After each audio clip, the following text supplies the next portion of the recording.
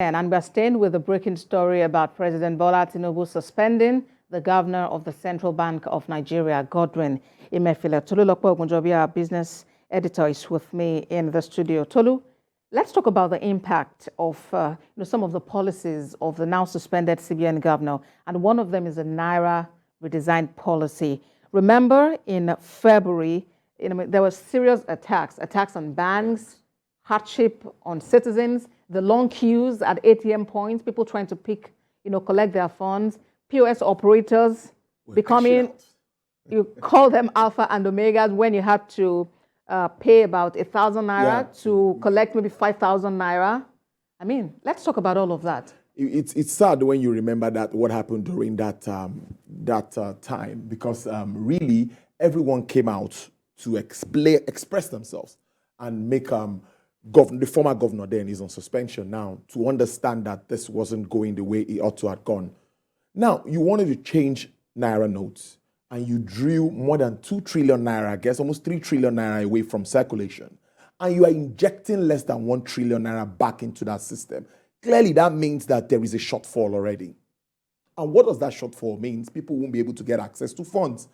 When something is not available and it's scarce, definitely people will take advantage of it. That's where you have sharp practices. That's when you now see or you saw that the POS operators were smiling to the banks because they were able to get those monies. Have you forgotten that when you go for parties, even during that time, the new notes were still available? Where were they coming out from? So you see a lot of lapses, a lot of loopholes around the banking industry then. And why? Because they also had some stringent policies from the central bank that had to make them, manage their flows and all of that, which would definitely affect the consumer at the end of the day, or the customer, whichever way you like to put it. Right. So that policy indeed did not go the way it was supposed to go. And the right thing to do then, even before they were taken to court, was to just call it off. But they refused to. Why? So let's get back to that point you mentioned about taking out about 3 trillion naira and then injecting only about 1 trillion naira. Less than. What could have been responsible? Was it intentional? According to them. Or was it that there wasn't enough time to print? They wanted to curb vote buying. They wanted to stop kidnapping and all of that. People buy votes with dollars. Must they buy with naira? We saw videos around that time of people sharing dollars during the elections. It was online. We saw it. So it's not about you saying you're taking cash away from the system. Did the election not hold at the end of the day? So you see the negatives of that policy totally outweigh the positives of that policy. The central bank has the right to manage currency. The central bank has the right to change currency, to do whatever, but it should be done according to the law. In foreign countries, other climes, you see that for 2 years, they still go through that process of changing the currency. And people were so frustrated to the point where banks were burned, bank buildings, structures. And that also was negative for the banks, for their profits and all of that. And do you know that at the end of the day, we, the customers, still pay for all of these things?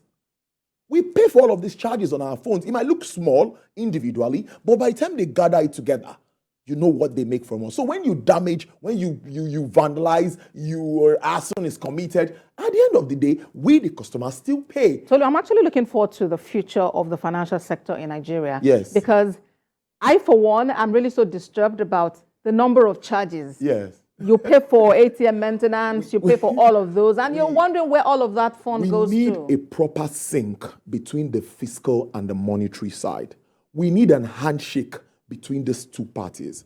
And if you see what the fiscal side is doing now, that's President Tinubu and his team, you see that they are open for business. And they don't want anything that will hold them back. So the monetary side must complement them. That is when we can get it right. If investors don't come into your country, there is no how you can get foreign exchange. Our reserves continue to dwindle by the day. Why will it not dwindle? Because we are not doing anything to get more. The only thing we can sell is crude oil, and we are having issues with oil theft. So there are a lot of challenges here. So the monetary policy must be in total sync with the fiscal side. When that happens, then we can go on and do what we're supposed to do. So, and yes, we are aware that somebody is taking over now. That's the Deputy Governor of Operations, Mr. Folashodun Adebisi Shonubi. He's going to take over while these investigations go on. But truth be told, there needs to be a discussion around how to clean up all that has to do with our monetary system and re-strategize, recalibrate all of this. There was a particular time where manufacturers, many of them could not get access to Forex. Even up till now, many of them are still buying from the black market. But some privileged few get this FX. They will tell you that, okay, some people are able to get FX for bringing in fertilizer, bringing in this, bringing in some pharmaceuticals, while others cannot get. So how do you merge it? How do you balance it and just draw a line? So I think there are a lot of issues around what has played around in the CBN in recent times, but this has happened and the suspension has come. It should explain to Nigerians. Do you know how many times he was summoned by the Senate and the House of Representatives before he eventually appeared?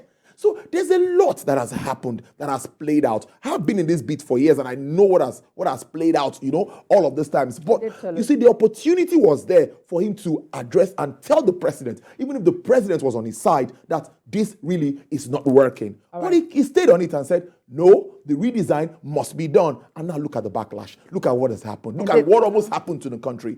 He almost got out of hand. Yes. And Nigerians are looking forward to, of course, the entire investigations and how it would go. Yeah. And is it right, quite right to wish Mr. Shonubi to congratulate him? It's time. While he's taking there. charge now. Yes, that's him. He's going to hand over to. And I remember when he also came in. So he's going to be acting now as the CBN governor. And I'm sure he has to work to make sure that there is that handshake, like I said, with the fiscal side, if we are to get it right. Very important. Business editor Tolulope Ogunjobi, thank you very much for your analysis tonight on TVC News at 10. Thank you.